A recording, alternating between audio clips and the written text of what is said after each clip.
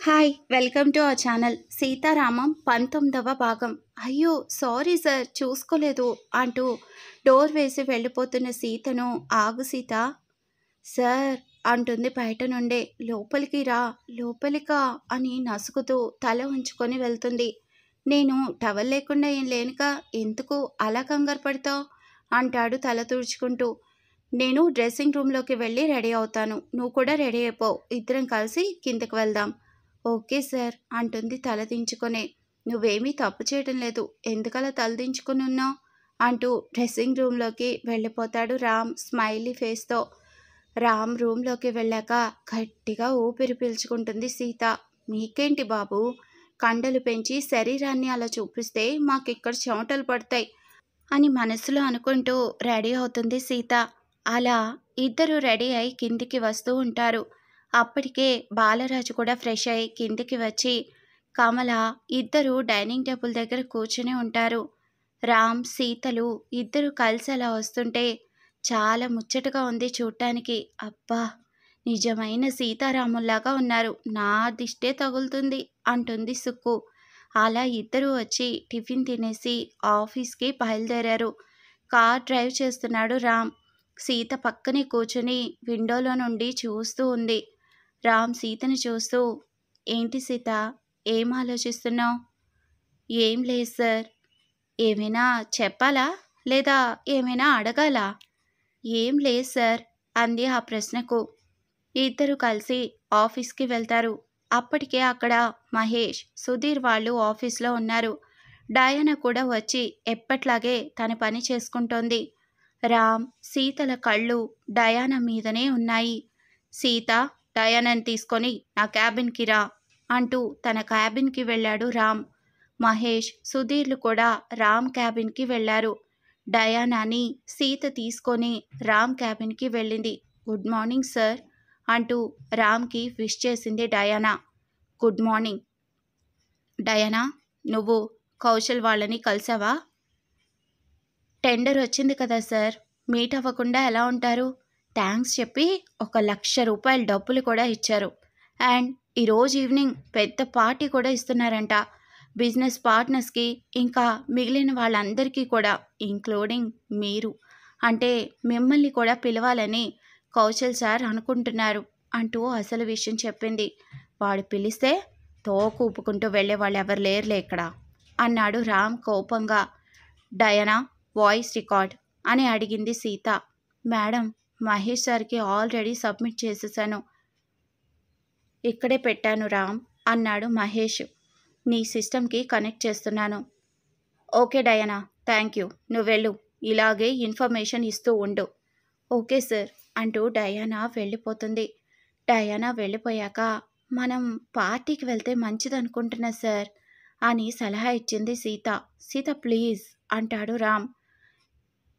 మనం అక్కడికి వెళ్ళడం అస్సలు మంచిది కాదు సీత, ఈ విషయంలో రామ్ చెప్పినట్లు వినడం మంచిది అని అక్కడి నుంచి మహేష్ సుధీర్లు కూడా సలహా ఇచ్చి వెళ్ళిపోయారు. ఓకే మీ ఇష్టం సార్ అని చెప్పి సీత కూడా వెళ్ళబోతుంటే, సీత వద్దని ఎందుకు చెప్పానో నీకు బాగా తెలుసు. ఇప్పుడు గతంలో ఏం జరిగిందనేది కూడా నీకు తెలుసు, కాబట్టి వాళ్ళతో మనకి అనవసరం, ఓకేనా? Okay sir, you can go now. Sita వెళ్ళిపోతుంటే సీతని చూస్తూ ఉన్నాడు రామ్. సీత అటు వెళ్ళింది. ఆపోజిట్గా కౌశల్ వస్తున్నాడు. ఇద్దరిని ఒకరిని ఒకరు చూసుకుంటూ క్రాస్ అయ్యారు. మే కమిన్ అన్నాడు కౌశల్. రామ్ చాలా కోపంగా చూస్తూ ఎస్ టేక్ యువర్ సీట్ అన్నాడు. కౌశల్ కూర్చుంటూ, చాలా రోజులైంది కదా రామ్ మన ఇద్దరం మీట్ అయి, అసలు మనం ఎప్పుడు మీట్ అయ్యామని నీకు అనిపించవచ్చు కూడా, కానీ అయ్యాం అది నాకు తెలుసులే.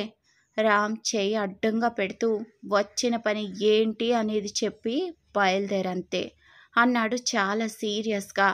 ఓకే కూల్ డౌన్, ఎందుకు అంత టెన్షన్ పడుతున్నావు? రామ్ కోపంగానే చూస్తున్నాడు. ఇంకా నిన్న నాకు పెద్ద ప్రాజెక్ట్ వచ్చింది, అది నీకు కొత్తగా చెప్పాల్సిన అవసరం లేదనుకో. అందుకే నేను మనలాంటి బిజినెస్ పార్ట్నర్స్ అందరికీ ఒక పెద్ద పార్టీ ఇస్తున్నాను. ఆ పార్టీలో నువ్వు కూడా రావాలని ఇన్వైట్ చేయడానికి వచ్చాను. వస్తావు కదూ? హా! ఎన్ని రోజులు? కాదు కాదు. ఎన్నో సంవత్సరాల తర్వాత లేక లేక ఒక ప్రాజెక్ట్ వచ్చింది. ఆ సంతోషం ఉంటుంది. మరి తప్పేం లేదులే పార్టీ ఇవ్వడంలో అన్నాడు రామ్. కౌశల్‌కి రామ్ మాటలు ఎక్కడో గుచ్చుకున్నట్లుగా అనిపించాయి. కానీ నీలాంటి వెధవలిచ్చే పార్టీల కోసం ఇక్కడ ఎవ్వరు ఎదురు చూడటం లేదు.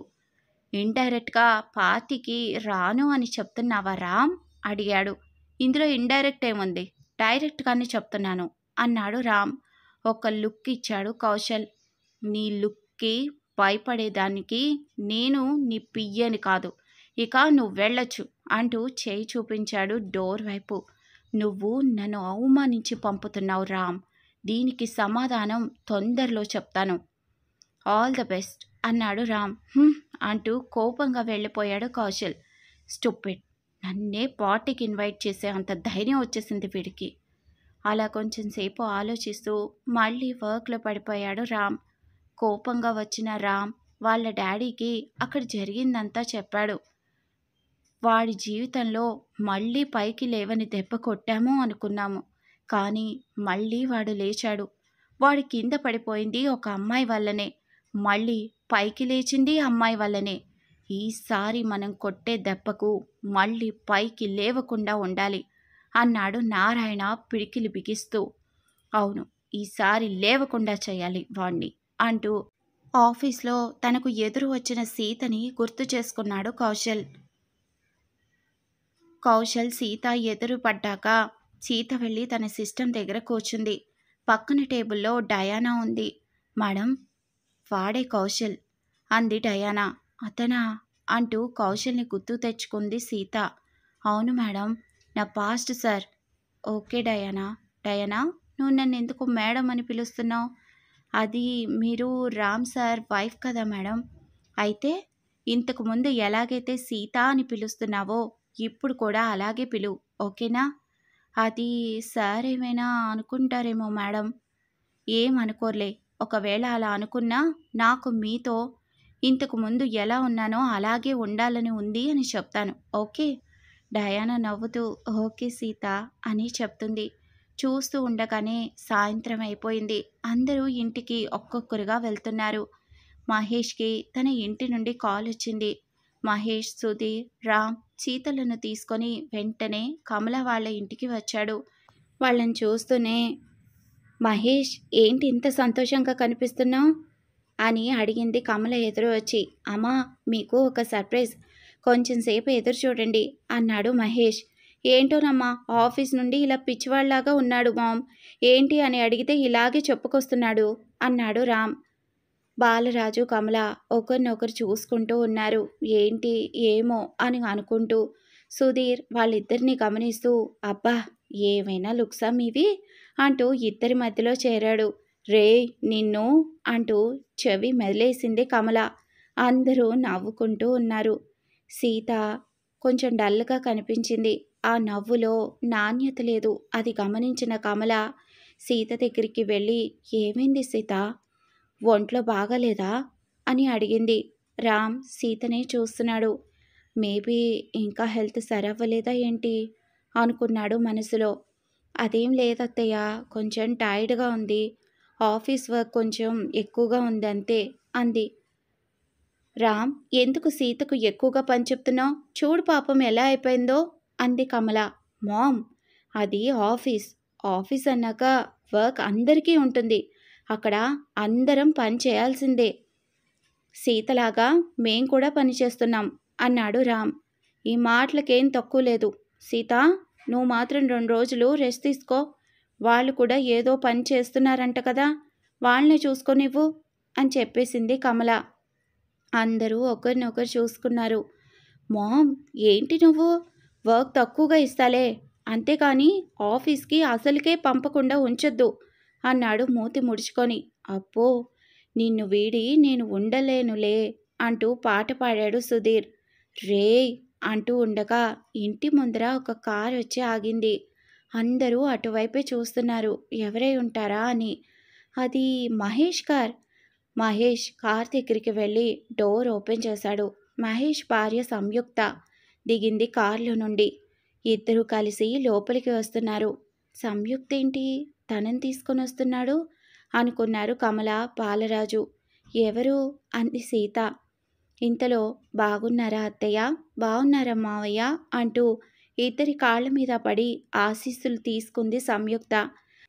హాయ్ మరుదులు, ఎలా ఉన్నారు అని అడిగింది. బాగున్నాం వదిన, ఏంటి ఇంత సడన్గా అని అడిగాడు సుధీర్. అదా, రామేమో మా చెల్లిని ఇంటికి తీసుకొని రాలేదు కదా, అందుకే నేను వచ్చాను ఇంటికి పిలవడానికి అని చెప్పి పక్కనే ఉన్న సీతని చూస్తూ హాయ్ సీత అంటూ సీత దగ్గరికి వెళ్ళింది. హాయ్ అండి. అండినా? అక్క అని పిలు, నా పేరు సంయుక్త, నేను మీ మహేష్ సార్కి భార్యను, అంటే నీకు అక్కను. ఓకే? ఓకే అక్క, వెరీ గుడ్. ఎలా ఉన్నావు, మా రామ్ ఎలా చూసుకుంటున్నాడు అంటూ మొదలుపెట్టింది సంయుక్త. మా రాంబాబు ఏంటమ్మా సీతమ్మని చూసుకుంటున్నట్లు చూసుకుంటున్నాడు అంటూ అందరికీ టీ ఇస్తూ వచ్చింది సుక్కు. సుక్కు, భలే సమయానికి వస్తావే అంది సంయుక్త. అందరూ ఆ మాటకి నవ్వుకుంటూ సరదాగా మాట్లాడుకుంటూ ఉంటే సంయుక్త ఇంతలో ఒక కవర్ ఓపెన్ చేసి మహేష్ చేతిలో ఒక బాక్స్ పెట్టి తన వైపు చూసింది చెప్పమన్నట్లుగా. మహేష్ దాన్ని ఓపెన్ చేసి బాలరాజు, కమల దగ్గరకు సంయుక్తతో సహా వెళ్ళి స్వీట్ తీసుకోండి అన్నాడు. స్వీటా, ఎందుకు అన్నాడు బాలరాజు. ఇద్దరు ఒకరినొకరు చూసుకుంటూ మీరు నానమ్మ తాతయ్యలు అవుతున్నందుకు అన్నాడు మహేష్. సంయుక్త అంటూ గట్టిగా హత్తుకుంది కమల సంతోషంగా. రేయ్, నీ సంతోషం చూసి నాకు అప్పుడే అనుమానంగా ఉందిరా, ఇలాంటిదేదో చెప్తావని. కానీ ఇంతసేపు తర్వాత నా చెప్పేది అంటూ అడిగాడు బాలరాజు. అవునరా వెధవా, ఇంత టైం తర్వాత చెప్పేది అన్నాడు రామ్ కూడా మహేష్ భుజం పైన చేయి వేస్తూ సంతోషంగా. ఎనీవేస్ కంగ్రాట్స్ ఇద్దరికి అంటూ కమల ఇద్దరికి స్వీట్ పెట్టింది నోట్లో. అలాగే బాలరాజు కూడా పెట్టాడు. వీళ్ళిద్దరూ అందరికీ పెట్టారు.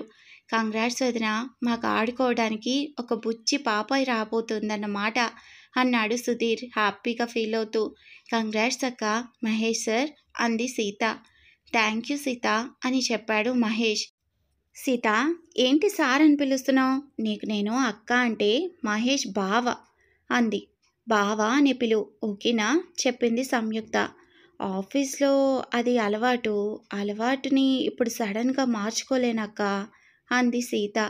మెల్లిగా అయినా మార్చుకో, మన మధ్య ఆఫీస్ రిలేషన్షిప్ లేకపోయినా పర్వాలేదు కానీ మన బంధం మధ్య ఆఫీస్ గుర్తుకు రాకూడదు.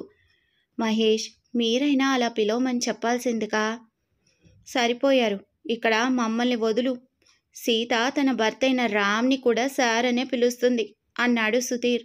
అవునా అంటూ ఆశ్చర్యంగా చూసింది సంయుక్త.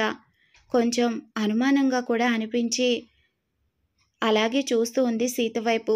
ప్లీజ్ అక్క, నాకు అన్నింటికీ కొంచెం టైం కావాలి, ఏమనుకోవద్దు, నాకు కొంచెం టైర్డ్గా అనిపిస్తోంది, నేను వెళ్ళి ఫ్రెష్ అయి వస్తాను అంటూ అక్కడి నుండి మొహమాటంగా వెళ్ళిపోయింది సీత.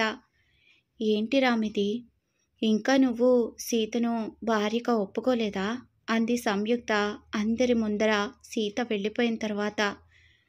సంయుక్త, సీతకే కాదు వాడికి అన్నింటికీ కొంచెం టైం పడుతుంది, పెళ్ళయి 10 రోజులే కదా అయింది, అన్నీ మారుతాయిలే అన్నాడు మహేష్ కలుగు చేసుకొని.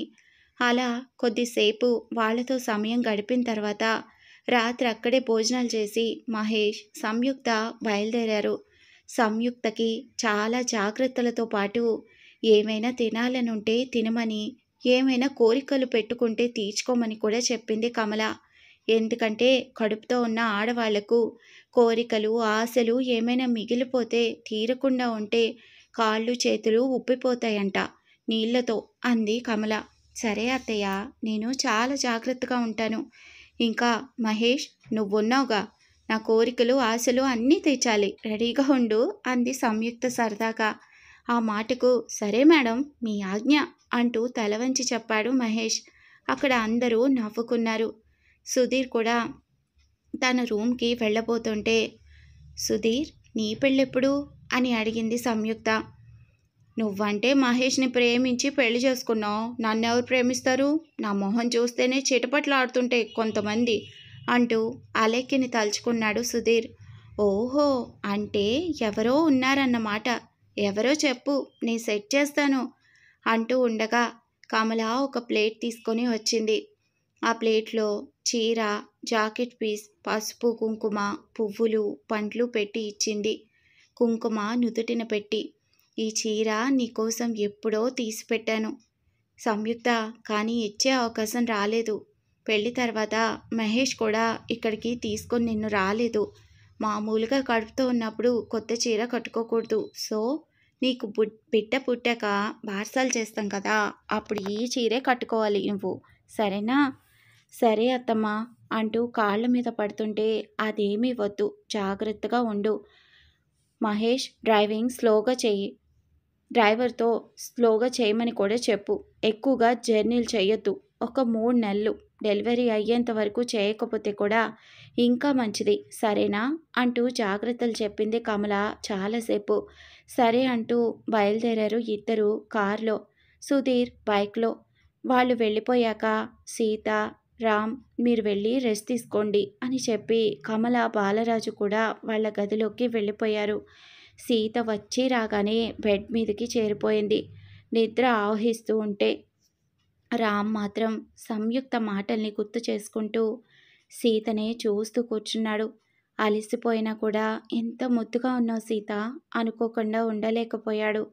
సీత ఇటువైపు తిరిగేసరికి తననే చూస్తూ మోముపై పడిన కురులు సరిచేస్తూ, "పాపం అలసిపోయిందనుకుంటా" అనుకుంటూ దుప్పటి కప్పాడు నిండుగా. అలా కొంచెం సమయం తర్వాత రామ్‌కి కూడా నిద్ర వచ్చి పడుకున్నాడు. ఇక్కడ గదిలోకి వచ్చిన బాలరాజు కమలని, "చాలా సంతోషంగా ఉన్నావు నానమ్మ అవుతున్నందుకు కదూ" అని అడిగాడు నవ్వుతూ. ఇక రానున్న ఎపిసోడ్స్‌లో ఏం జరగబోతుందో తెలుసుకోవాలి అంటే మన ఛానల్‌ని సబ్స్క్రైబ్ చేసుకోండి. ఈ వీడియో కనుక నచ్చితే లైక్ చేయడం మర్చిపోవద్దు. ఈ ఎపిసోడ్ కనుక నచ్చితే తప్పకుండా లైక్ చేయండి. Thanks for listening.